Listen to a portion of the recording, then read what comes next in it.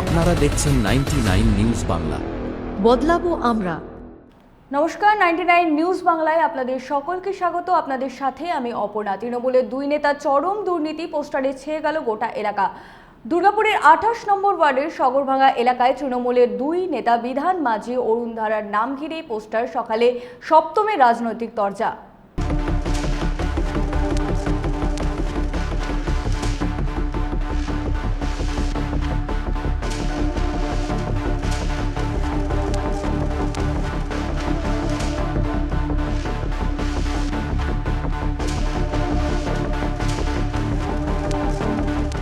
দুই তৃণমূল নেতার নামে সততার নামে লাগাম ছাড়া দুর্নীতি, সন্ত্রাস, স্বজন পোষণের বিরুদ্ধে এলাকাবাসীর অভিযোগ লেখা পোস্টার পড়ল এলাকায়।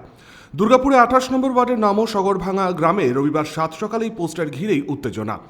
28 নম্বর ওয়ার্ডের তৃণমূলের সহসভাপতি বিধান মাঝি এবং অরুণ ধারার নামেই পোস্টারে উল্লেখ, একসময় বর্তমানে তৃণমূল নেতারা সিপিএম পার্টিতে যুক্ত ছিল। সিপিএম নেতাদের সাহায্য নিয়ে স্বজন পোষণ এবং অত্যাচার চালাতো। কাজ দেওয়ার নামে লক্ষ লক্ষ টাকা হাতিয়ে নিত তারা।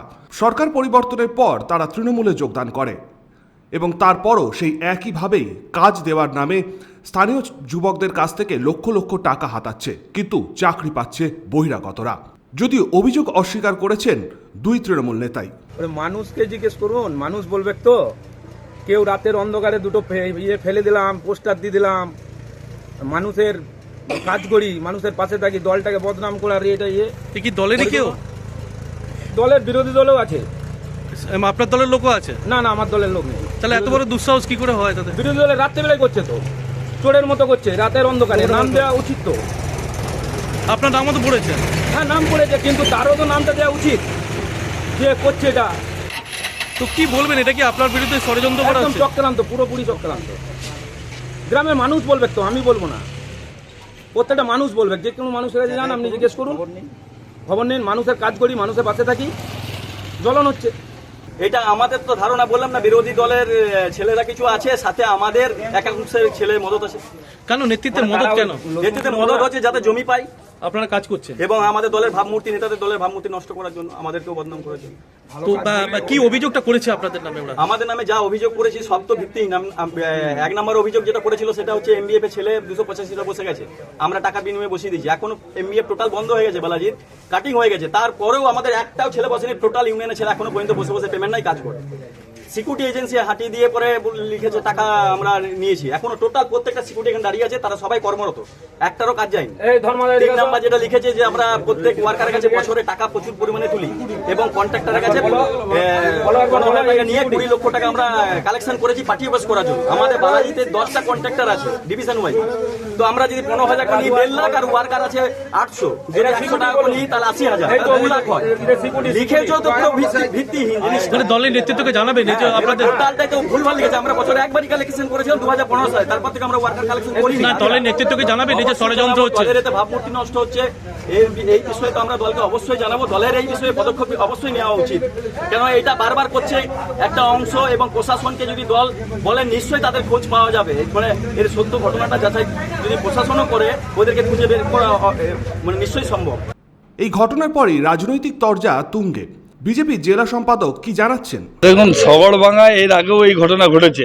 ওইখানে যারা লোকাল স্তরে তৃণমূলের নেতারা রয়েছে, তারা বিভিন্ন যে কলকারখানা রয়েছে সেই কলকারখানায় পয়সার বিনিময়ে লোক নিয়োগ করে। বাঁকুড়া, বীরভূম, পুরুলিয়া থেকে লোক নিয়ে আসে, লোকাল লোক এখানে চাকরি পায় না। শুধুমাত্র সগরভাঙ্গা বা দুর্গাপুরে নেই, সর্বত্র পশ্চিমবাংলায় এই ঘটনা ঘটছে।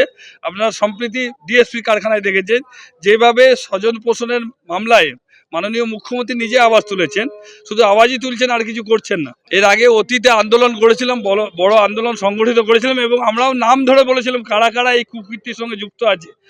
এটা যদি প্রশাসনিকভাবে কোনো ব্যবস্থা নেয় তাহলে ভারতীয় জনতা পার্টি বড় আন্দোলনের পথে হাঁটবে।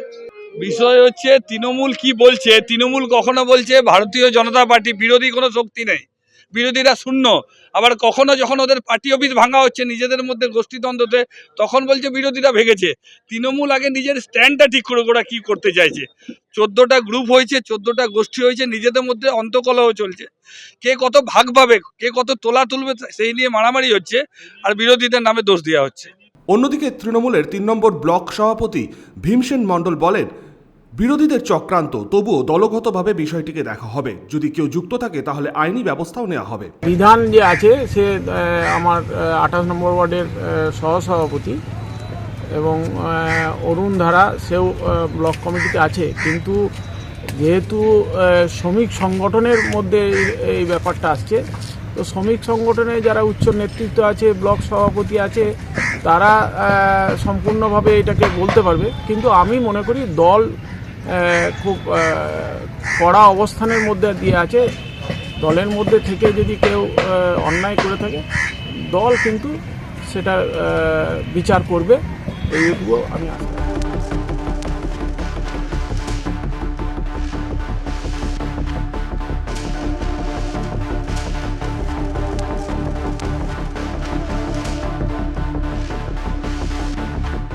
এখন এই পর্যন্তই। পরবর্তী নিউজ আপডেটের জন্য চোখ রাখুন 99 নিউজ বাংলায়।